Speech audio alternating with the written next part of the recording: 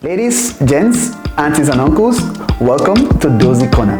I'm Fidelis. And I am Deborah, and we are glad to welcome you into this space. Ladies, gents, aunties and uncles, welcome to another episode of Dohzy Corner. I am Fidelis, and I'll be your host today. Hello, everybody. Good morning. I'm Deborah, and I will be your co-host for today's episode. What are we going to talk about today, Fidelis? Let me think. Stereotypes. Stereotypes. Do you have a definition of what is a stereotype to give to our lovely viewers? Well, I have an idea of stereotypes, but let me see what the dictionary says. Yeah. Okay, so by definition, it says it's an often unfair, untrue belief that many people have about all people or things with a particular characteristic. Okay. So essentially, some sort of an assumption about something. You, for example, I would say that because of your skin color, maybe you'll have certain assumptions, say that maybe you're good at sports or you know how to sing, or it's just because I've seen other people with the same skin tone do certain things and assume that you can do those things too. Is that how it works? Yes. So you just, you pick out. So if you, like you rightly said, if you've seen a lot of people like myself in sports, and then you see maybe your first question is like, oh, like, are you an athlete? Yeah. Oh, yeah. That is a common stereotype. And did you ever experience a stereotype? Did someone ever come up to you and ask you something based off of a stereotype, or feel like you were being a victim of it? Yeah. I've had to experience a lot of those. I would say with time I've just learned how to deal with them. Before I was like, oh, are you asking me this, or why are you looking at me like this, or why are you interpreting this like this? But now most of the time I'm like, I just smile over it. I kind of get it, where it comes from, right? If you've seen a lot of things like this, you just assume that this is that, but sometimes that's not necessarily the case. Sometimes that's the case. So I just smile over it. But is there one that particularly stuck with you, one comment that people make often? On my part, for example, I haven't experienced anything traumatic or whatever. But every single time people see me, they always ask me if I play basketball, or if I did play basketball, because I'm pretty tall. But I did play basketball. But it was only for, I don't know, it was probably for 2 years. And the only reason why I started is because I was tall, and people kept telling me, you're tall, you should play basketball. So I was like, all right, let me try to play basketball. And I did it for I think 2 years, and I sucked. So that's a stereotype that stuck with me. What about you? Sometimes, say, for business or something, I could have, sometimes I've had to deal with partners and all, and we've had to go into the bank to sign certain things. Or sometimes we just go into an office to sign certain things, and so they'll be like, okay, who is the director, or who's supposed to sign? And most of the time I'm the one that's supposed to sign, but for some reason, the person just gives the document to the other person. And most of the time, again, I don't know if I should say Caucasian or white, or I don't want to call it racism, I'll call it stereotype. Stick to that. But they just give it to the other person, and then the person pushes it to me, and then now the person apologizes, oh, sorry. Yeah. So it's just those. Because it's a reflex, Yeah. So So those are some that I've experienced. Sometimes too. There's this common one. This happens a lot, and I would call it. Well, it's not maybe it's a stereotype, but my point is just the way people interpret the way you're dressed. So for example, so I get a lot of this when I go to banks and all, because most of the time I'm always just in hoodies, because I'm just always working, so I just dress comfortable, and then I have to run to the bank, and I've noticed some so I'm oh, I have to go to the bank, and then I go to the bank and I want to withdraw a relatively large sum of money. And then from the way I'm dressed, they just stare at you it doesn't. I just get more questions. So sometimes when I'm really stressed and I don't want to waste time, I'll be dress well. I'm oh, okay, I have to change. So I intentionally have to change just because I'm okay, this I did that. I'm just okay, It's so crazy how just like your appearance can play into, you know, the image and the perception that people have of you. I was listening to this one girl once also who was explaining on social media. She was basically like speaking of how she basically changed the way she presented herself, the way she would dress, and she saw how everything shifted, the way people started taking her more seriously, being more kind to her, offering her like different seats from places she would usually go to, and that just goes to show with the example that the story that you're just sharing, that your appearance has an impact on the way you're going to be treated. And I think also the way you stand and you speak as well, but just people say don't judge a book by its cover, but most, and I think most of us do. Like, do you think that most of us do, or it's like a thing that's only done in a certain community towards another, like the stereotypes? I think it's a human thing. Because part of that is, I would say, it's psychological. Like, you're trying to, like, I would say, minimize how much calories you use. Like, you're trying to make a decision fast, right? And so those things, it's like shortcuts in your brain. Oh, he's well dressed. Okay, so maybe that's his money. Or he's not badly dressed, but the way he's dressed, maybe this is not his money. Like, so you're trying to go fast in your brain. So I think it's just you training yourself. It's like, well, just because someone is dressed or someone looks this way doesn't mean it's that. Or just like it's just you on the other side of you maybe, I say, promoting the stereotype, being aware of that. And I would say the person that's been stereotyped against, it's also being just knowledgeable. Like, okay, like, you know, like, people are going to, I don't use the word judge, but people are going to make certain decisions or assumptions based on what they see. Based on what they see. So you should just be wary of that.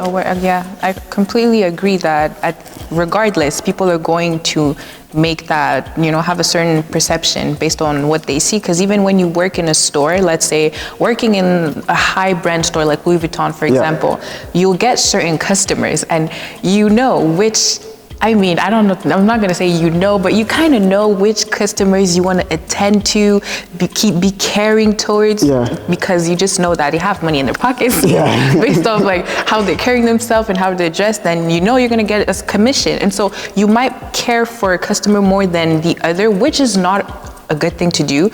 But the person acting this way would act this way because they've had to deal with multiple clients, right? That they've had to assess that which profile fits into the one that's going to bring me money, and which profile fits into the one that's going to make me waste my time.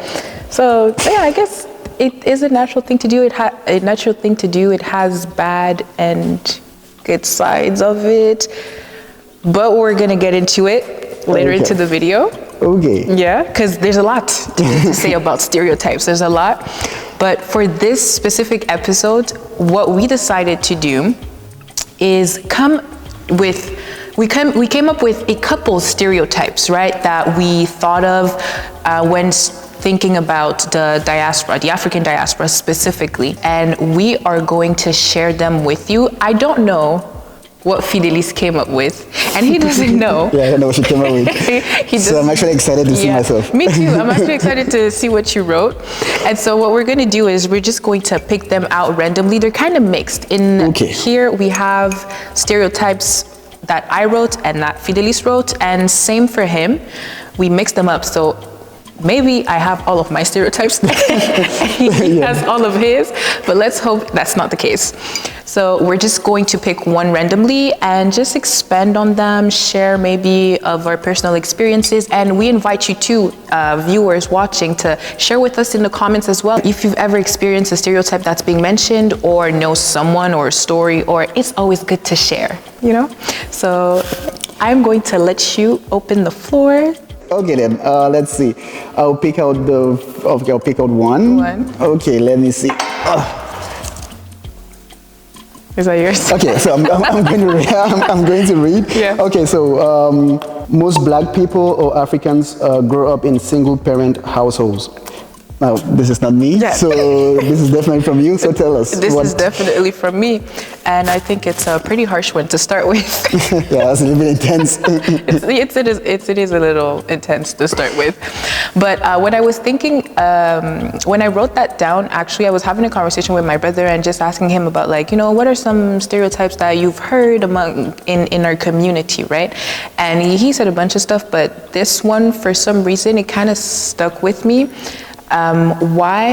Because I've only encountered, well, for the most part, I would say like 95% of Africans or Black people that I've encountered in my life since I moved here grew up in a single parent household. And that is not to say divorced parents, but just one parent that is away for whatever reason. And yeah, so that's like the norm that I grew up around. That's what I grew up seeing, and it kind of just became, I guess, the normal, right?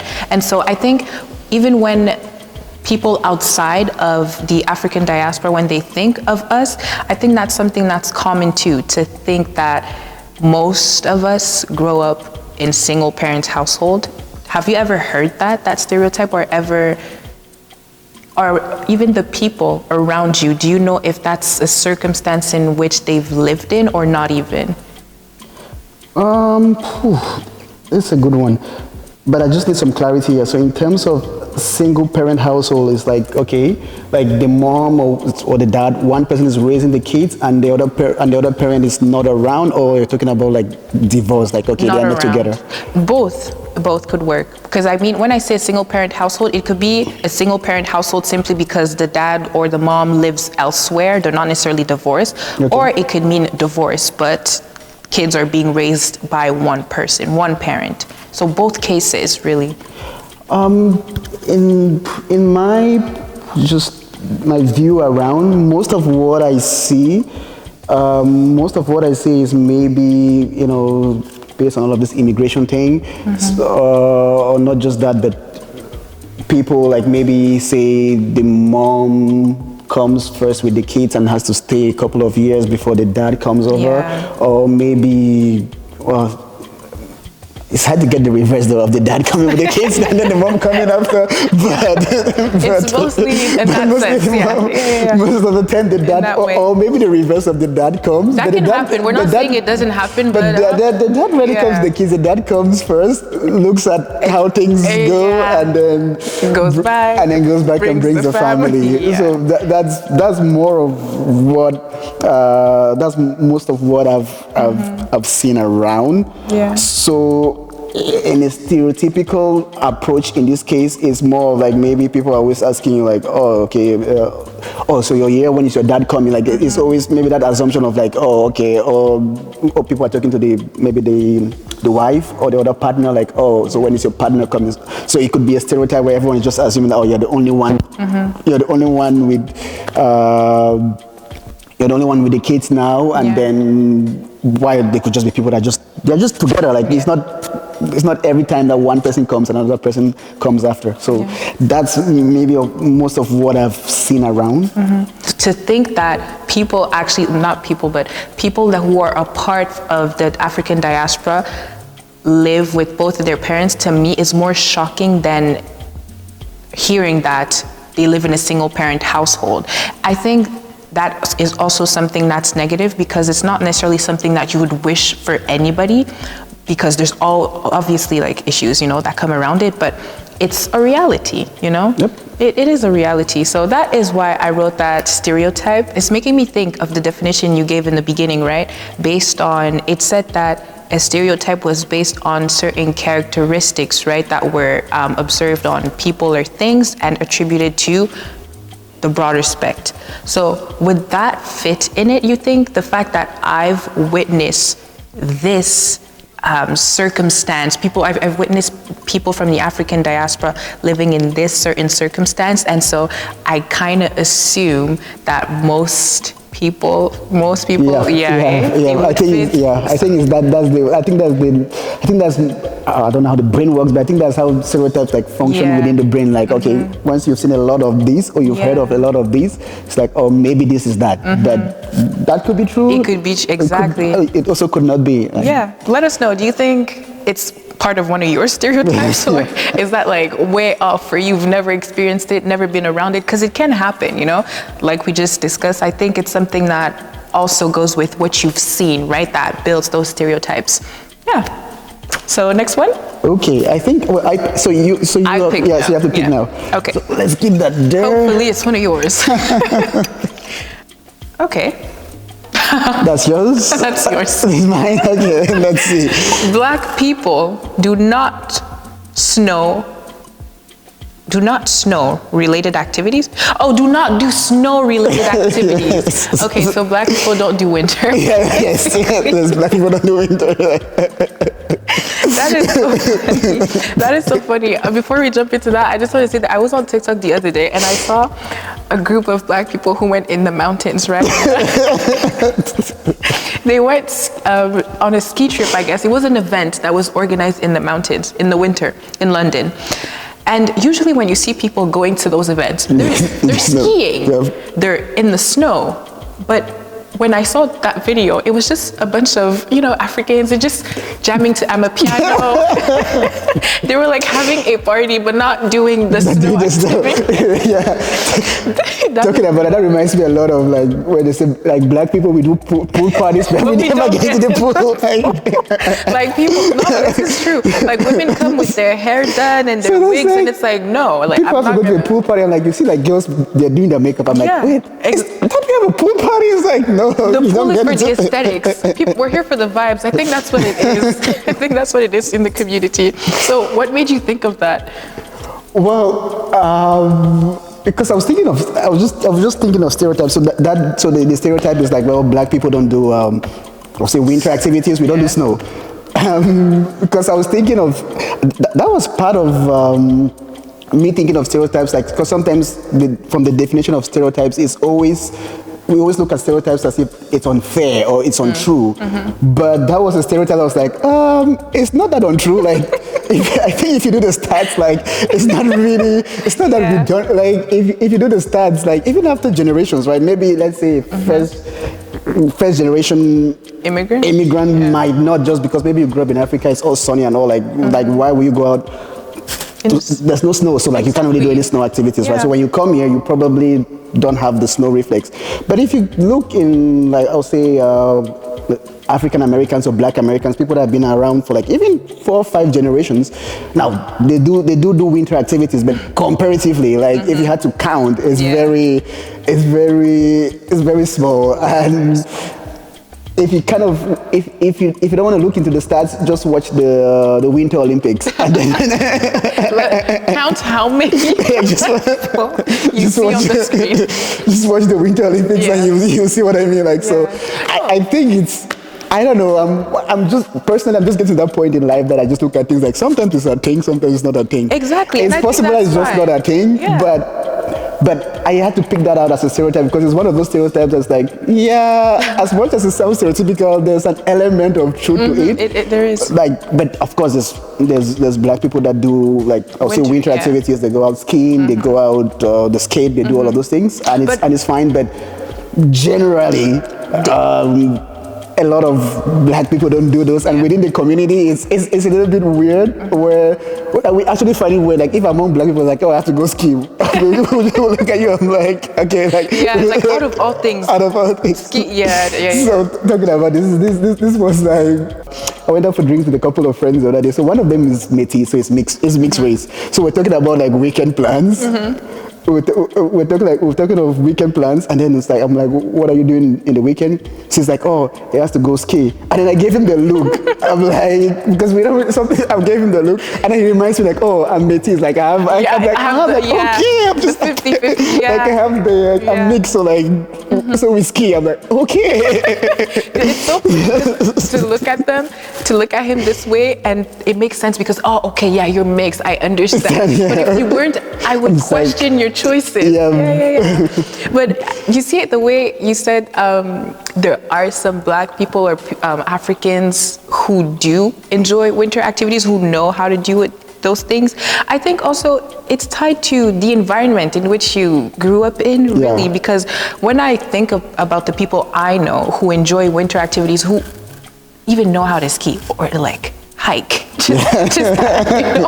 Hiking winter, like minus, Hiking in it's like winter. minus 10, you're hiking. You know? This is serious. It's really just, when I look at their background, I can see that they grew up in an environment that allowed them to get interested in not only what it is, but the culture around it, right? You need a certain level of knowledge to know what kind of gear do I need to wear, what kind of clothes, like the temperatures and all that stuff. And if you haven't lived in an environment field of people who also enjoy those activities, then you're probably going to be like out of the loop. So I think for this point, we can conclude and say that it's not that all Black people or all Africans don't take part in snow-related activities or winter activities, but it's just that the ones that do have been brought up in a certain environment that's allowed them to have a certain knowledge, right, on those type of activities, right? And also, yeah. Yep, that's true. Moving on to the next one? Okay. Okay. Let's go.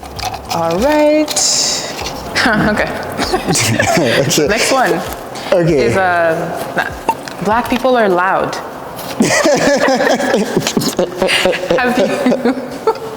Have you ever heard this one? I'm pretty sure you have. Well, that's yours. I'll let you. I'll let you expand on that first, and then I'll give my Your opinion? my opinion. Okay, Sounds good. go. Okay. So basically, I wrote this stereotype down because I feel like it's the most common one. Like, for me personally, that I've heard, whether it's within the African or the African diaspora community or outside looking in, right? Most of the time you hear that, yes, Black people, they're loud when they laugh, they're loud when they speak, and when I'm around my family and other, Black people, I can tell that, we're not necessarily the most quiet people. We are expressive. That's what I want to say, that I haven't really met a lot of Black people, right, who are Africans, especially Africans, who were able to, who had a filter, let's say, especially like, or I don't know about your parents or your parents. I was going to get to that. I'll let you. But there are people who just have a strong character, and they just know how to, not know, but I guess know how to take their place, right? Take the space, and they're not ashamed of it. And so it kind of plays into that being Black people being loud, but it's not necessarily that you're loud, like making my head ache, but you're expressing your ideas, expressing yourself, taking space, and you want to be heard, and we are going to hear you. So it's in that sense, yeah. So what were you gonna say? Well, with parents too, I think with parents that's an interesting one. Yeah. But one of the stereotypes that in that category of stereotypes is, I don't know if you've experienced that. Usually it's like on the phone. It's like, oh my days, my dad is especially when they call back in Africa. And they are screaming on the phone. I promise you, my dad does this, and it's like he wakes up around like 6 a.m. in the morning, and he starts screaming as if the phone it wasn't right here. Like, it's like they don't understand. And it's like, why?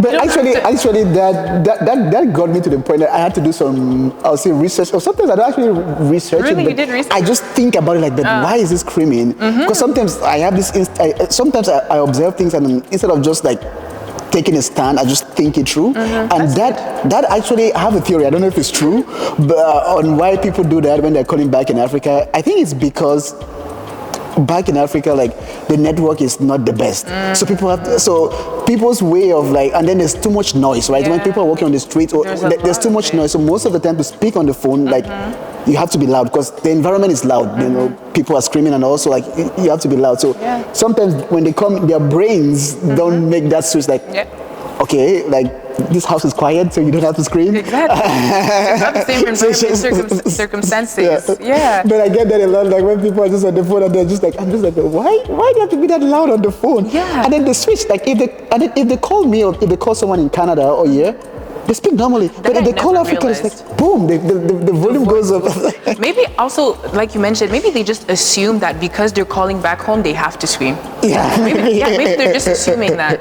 I don't know if it does make a difference if you're calling from here or there, like with the interference and all, but I think it's really like, it's giving like PTSD. Like, like they're just acting based off of basically what they've done all their lives, right? But I think the African people, like, they're very happy people. I think loudness sometimes is an expression of joy. Yeah. So sometimes, like, you realize maybe at home when you have a lot of visitors, like, it's just loud. I think it's just the loudness is not. It's just like, I'm happy to see you. Like, it's the expression of joy. So when people are together, that happiness just creates some sort of like loudness. Like, it's very difficult to see like a silent like African party. Like, no, that doesn't. Hi, how are you?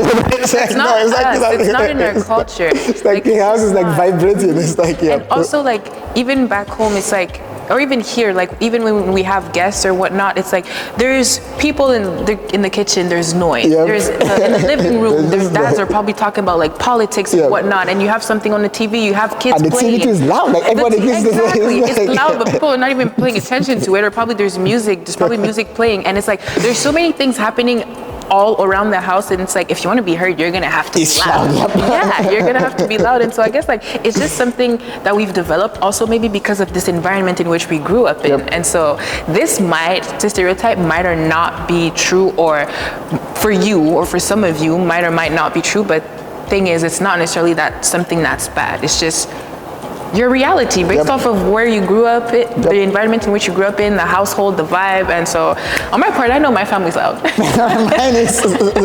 And that's completely fine with me, you know? Want to move on to the next one? Good one. Okay, I'm gonna speaking. Okay, let's see. Yes, I like this one. This is definitely from you. Okay. Is it for me? Yeah, and I thought about this, but honestly, I didn't want to write it. But so that's why I'm just specifying that this is from you, because I don't want to get into trouble. Okay, go ahead. Black women are always angry. Oh, I really did that. So if you did hear, the stereotype is black women are always angry. Yep. Right. So the reason why I wrote that, I'm not saying it's a fact. The reason why I wrote that is because it's something that we hear so often. It's like, I kind of understand where anger comes from for certain black women, but then again, I don't agree that it's an all black women thing. But on the other hand as well, I just feel like every single time that I run across a black woman, it's like they're never really like smiling. And I'm saying this for myself as well. I've had this so many times that, like, yes, I'm a nice person, but a lot of people tell me that I never thought that you were this nice when I met you. I never thought that you would be this sweet. And it's like, why? But it's because like I'm not necessarily the most like, I guess, would you say souriante? How do you say that? Like the most welcoming person, I guess, when you see me just at first. I kind of have like this closed face. So let's reverse this. I'm going to ask you in two ways. So let's assume, like we said, with most stereotypes, there's some sort of an element of truth to it, and sometimes it's not true. Yeah. So let's take apart the part where it could not be true, and let's bring forward the part where it could be true. Okay. If it's true, now I'm just curious. Why are you guys always angry? Why? If it's true, why?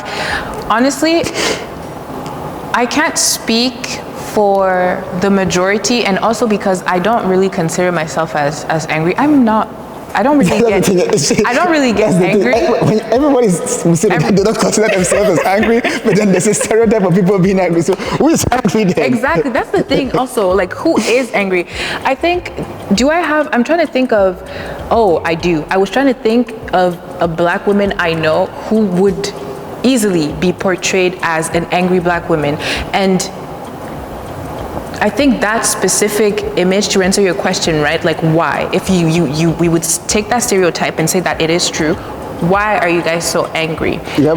I think that within the African community, knowing that there's a big majority, right, who live in that have like difficulties, right, in their life is hard. life is hard. Difficulty within their marriage, because we know that like marriage in the West and marriage in our culture is not the same, because there's so many more responsibilities that come with, let's say, Congolese marriages, for example.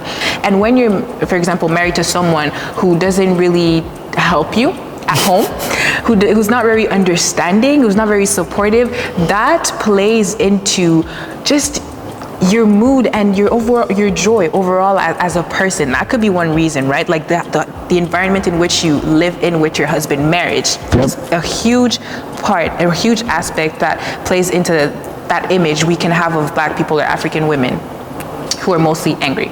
Because you want to be joyful, you want to laugh with other people, but at the same time it's like you're always carrying that baggage, and as long as it's not going to be fixed at home, people are going to see it's a way in another. There's also, with that comes, I don't have time to rest, or I kind of lost myself within this marriage, within this life of being a mother, because I'm trying to play the role of being a wife, cater to my husband, cater to my children, but it's like, where do I find myself in the middle? I think it's not necessarily something that only Black women go through, but because of how valued our marriages are in our culture, and all the rules, I guess, that come with it, it adds more pressure. It makes it more heavier. Like a Congolese woman can't just get up today and say, for example, no, I'm gonna stop cooking for you, and and tell her husband, you're gonna be the one who's gonna start cooking from now on. Not saying that there aren't some exceptions and the husband can come in and cook, but to make that the norm, best believe your stepmom is going to come into your household. You guys are probably going to have a meeting about something, and it's just, marriage is something that's bigger than just the two people. And so I think that could play a part into definitely. Since this is like a very female thing, I'm not going to comment on that. My only question is like, okay, but what are, like, okay, so if you're having all of those problems, I understand. Why are you mad at me? Why are you? Yeah, that's a very good question. Why are you mad at me? But what you said is very. I actually had this conversation with a friend a while back, and she mentioned something very similar to that, of like, maybe like, I don't know, maybe these women are just going through different things, so it makes them very, I don't want to use the word bitter, but it makes them very, they just seem to be on the edge. Yeah. But the one that gets me the most, like, and you just talked about Congo, I don't want to mention places because, well, this is probably not good, is those people that work at the restaurants, like these aunties that work at restaurants, and then you go to buy, and I actually want to buy, I want to, provide revenue to you. Yeah, support your business, and you're just mad. Yeah, it's just mad. Yeah. I'm just like, honestly, for that part, like, I'm just like, I don't get it. Like, why are you mad at me? I completely understand you. Like the example I gave is just like one sphere, like of the answer that I have had access to, but I know that there's so much more. For example, like going into the restaurant and seeing the women at the cash and just being mad. I don't know why you're mad. I don't know what I did to you, but and I don't know if it's linked to what's happening in your home. Like there's so many factors that can play into why that Black women get, depicted as angry. So I think with the mad thing, I think it's in two categories. So like there's a category one of, I would say, like more of elderly women or aunties, like that. I think they are just mad. I think, but for men, the way we say it, or also the way I say it, for younger women or also girls, or for younger women, it's not necessarily the mad. It's just the attitude. Like they just give you that look. Like it's just the look. It's like, don't come close to me. It's like, what have I done? Exactly. And I think also that is also cultural. Why do we do it? And no idea. Because I'm sure sometimes I do it, but unconsciously. But that I'm not, well, maybe I'm being stereotypical, but I know Black women or Black girls, like they have a look. Like there's that look they just give you. Like they have a look. Like they have a look. Like it's just like, a look. But that look communicates everything. Like don't mess with. Like they just give you the look. Like it's a look. Yeah. And I think it's very similar to the look that parents give to kids. Oh yeah, when they're like, if you do this. Yes. And you just look at, when you go to a party, look at your mom to get the shoe. Like, and they give me that. You just know that, okay, I'm not going to I got to stop there. You know. So I don't know, maybe, and I know like young women have that, they just give that, looks like, okay. Yeah, you're not even going to approach them. Yeah, completely. But if ever, I've never really been called, I guess, like an angry or mad or with attitude or whatever, but I know that it's a real thing, you know? And if you've ever experienced like this stereotype, let us know in the comments, like, how did it happen? Do you know why it happened? Or if you have an idea to like, what are the other factors that play into Black women being depicted as angry? You could definitely let us know, because we're not experts on the topics. We're just sharing about our experiences and what we know and what we've seen, because we don't have a 360 view on the topic, right? Yeah, and I'm really curious, like I really like to know, like, is it even true, like this stereotype? Is it actually true? Is it even true? And to which extent, if it is? And if it's true, like, okay, what could be the cause? Like, why all of this? Well, I'm curious. So does that kind of sums up like the stereotypes that we had for today. We went over a lot of things. So we've been over a couple of stereotypes. We've looked at them from different angles within our community and the way people interpret certain things just within the community, but outside of it. It was fun to just touch up on all of these different things. However, like the key to understand about stereotypes is just being cautious. Like, okay, so there's some sort of an element of truth. Not that it's true, but like it's from somewhere. So, but that is not, it could be true and it could not be true. So you should always have like an open mind. So like just because you've seen maybe 5 loud say Africans, it doesn't mean all Africans are loud. You just so it's just the way you, it's just the way you interpret these things, and just being, I don't want to use the word careful, but just being open to the fact that, okay, just because I've seen a lot of this doesn't mean everyone is like that, and just having an open mind. That's the way I will look at it going forward. Yeah, like I would say that even that's one strategy that could be given to like us or anybody watching when it comes to stereotypes, like to navigate through them, right? That would be like, I guess, the main point. Be aware of the fact that a stereotype does not mean it applies to everybody, right? Yep, and very true. Yes, and I think is that you should also be aware of the fact that treating people according to stereotypes or biases can also play, right, in their self-esteem. And so if you have stereotypes, like you are aware of certain stereotypes and you meet someone who could possibly fit into it, give them the benefit of the doubt. Don't necessarily treat them based off of what you know, of what you've heard in the past, according to maybe where they come from, their culture, anything. But really just like let people come to you as people without necessarily like attributing characteristics and behaviors, right? And let them show you who they are for themselves. Because most of the time we think that we know people simply because, oh, you're Black. So it's happened to me a couple of times, right? To like want to like connect with Black people because you're Black, so we must have the same things in common. But no, they were the complete opposite of just Black. So it can happen, right? And so that's just one way of creating a barrier between someone with whom you can have an amazing conversation or connection simply because you assumed something about them and they didn't meet that expectation, which shocked you and you didn't know how to adapt. So best way to do it, don't even apply those characteristics or those stereotypes. Just always have an open mind. Always exactly have an open mind. So thank you all for watching and tuning into Dohzy Kona. We will see you on the next episode. Next time. Goodbye.